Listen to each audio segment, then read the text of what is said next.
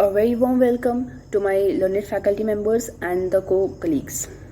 The presentation which I have been allotted is a case study on Sadiq Ali versus Election Commission of India, AIR 1972. The very prime outcomes of my case study is to get knowledge from the case that has already been decided, to get into the key issues of the case, and to examine as how the case was resolved and how what results made the discussion coming to a decision. Cool. So further I will be dealing with the outcome of my assignment, that is presentation. The outcome which I gained doing this case study is to guess the specific legal aspects or legal factors available in the case, and also to examine that on what evidence the case was decided on and on what constitutional grounds the decision was given by the court. Cool. The reference which I have went through the website and through the apps for gaining a particular outcome in this case was from SEC Online, that is a legal study based app as well as website, and second was Indian Qanun, that is a legal case study website.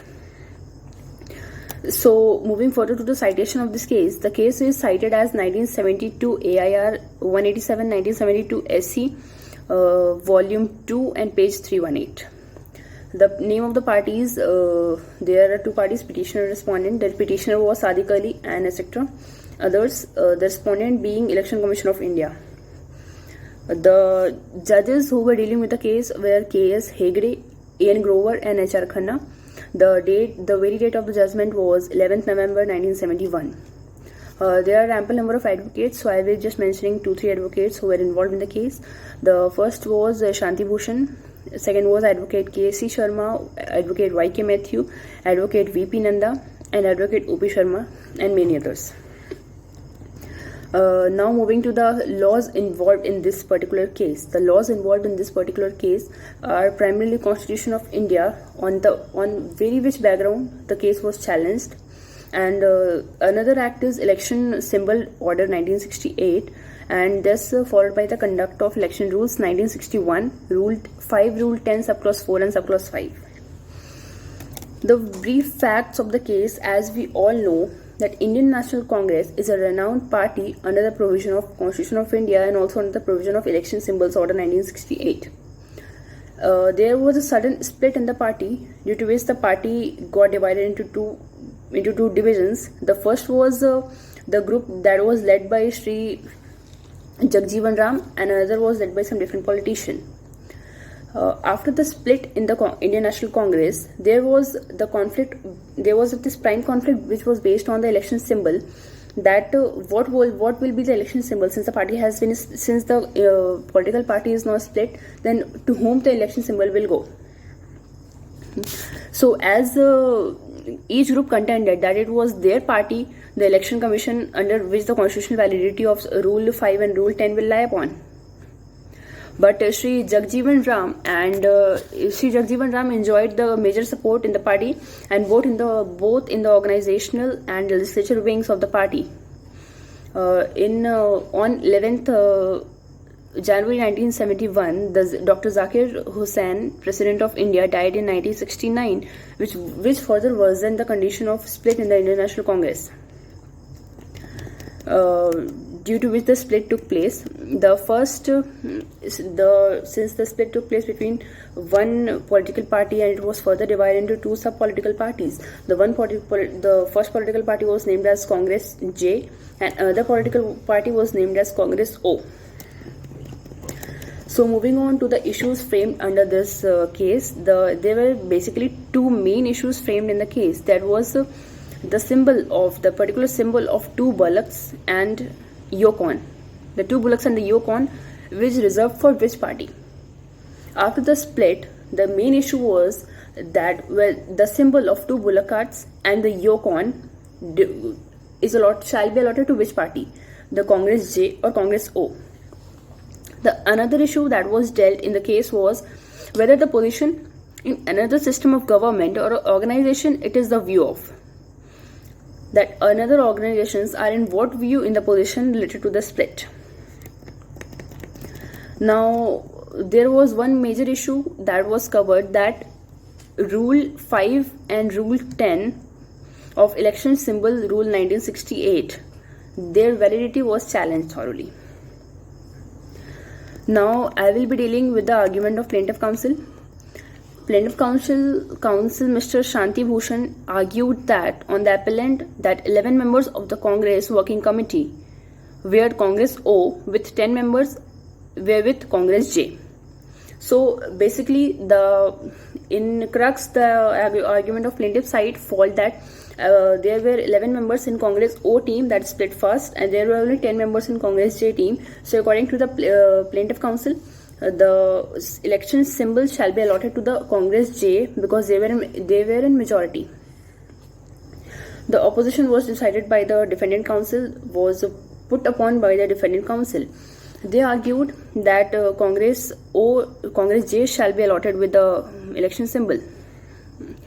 So further, plaintiff counsel argued that in any case we find that as against the slender majority enjoyed by the Congress J in working committee, Congress J has substantial majority among the members of all Indian National Congress, and the delegated members were all present in Congress J as per the argument of the plaintiff. So and henceworthy the argument has been advanced on the behalf of the appellant side. So moving on to the argument of defendant counsel in details, I would like to mention that the Commission on 7th March 1970 framed and settled the following 4 points on which the discussion was further held. The points were: has the Election Commission of Indian jurisdiction within the meaning of paragraph 15 of the Election Commission Symbols Order 1968 to decide whether any or one of the following rivalry parties section of the group of Indian National Congress shall be held liable for the election symbol. Moving on to the second point, has the Election Commission, for the purpose of undertaking the inquiry to come into the split, has aforesaid been said on the information in their possession, and there are two rival sections of the group. The third point of discussion being, what is the nature of the election held in the Indian National Congress?